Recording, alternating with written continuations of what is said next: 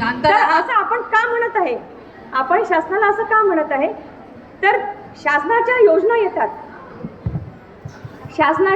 येतात, त्या योजनांचा लाभ व्हावा आपल्या समाजातील प्रत्येक सखोल व्यक्तीपर्यंत, ज्याला त्या योजनेची खरोखर गरज आहे त्या व्यक्तीपर्यंत ती योजना पोहोचली पाहिजे. त्यासाठी जातनिहाय जनगणना करणे हे खूप आवश्यक आहे. आता आपण बघतोय आपलं सरकार काय करते, आपल्या मनामध्ये आपल्या जातीविषयी ते निर्माण करत आहे, मनामध्ये जातीविषयी ते निर्माण करत आहे. आपल्या मनात नव्हतं ते, पण सरकार निर्माण करत आहे.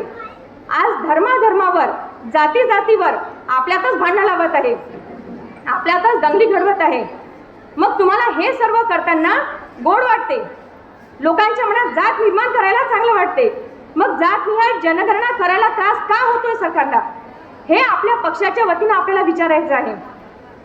आपण कित्येक वर्षापासून भांडत आहे, आम्हाला वेतन लागू करा किंवा तोपर्यंत भरघोस मानधन वाढ कधी द्या, तरी सरकार आपलं ऐकत नाही. असे अनेक प्रश्न आपल्याला भेडसावत आहेत आणि आपण आपल्या पक्षाच्या माध्यमातून, आपल्या संघटनेच्या माध्यमातून आपण ते प्रश्न सरकारला विचारत आहे. आता ताईंनी आपल्याला सांगितलंय, पक्षाविषयी सांगितलंय, आपल्याला निवडणुकीविषयी सांगितलंय, आपण कसा नेता निवडून द्यावा ते सांगितलंय. तर आपल्याला पक्षाचं काही नाही, राजकारणाचं काही नाही, परंतु आपलं स्वतःचं भलं करायचं आहे, आपल्या कामगारांचं भलं करायचं आहे. आणि जर कामगारांचं भलं करायचं असेल तर आपल्याला आपल्या कम्युनिस्ट पक्षामधला आमदार किंवा खासदार त्या ठिकाणी मंत्रालयात आपले प्रश्न मांडायला पाहिजे आहे. आज आपण पाहतो इतर लोकही आपले प्रश्न मांडतात, त्यांचे व्हिडिओ काढण्यापुरते, त्यांचे फोटो काढण्यापुरते. पण जर मनापासून कामगारांचं चांगलं व्हावं, कामगारांचे प्रश्न सुटावेत असं जर तडमडीनं कोणाला वाटत असेल तर ते फक्त आणि फक्त कम्युनिस्ट पक्षालाच वाटते, त्यामध्ये असणाऱ्या नेत्यांना वाटते.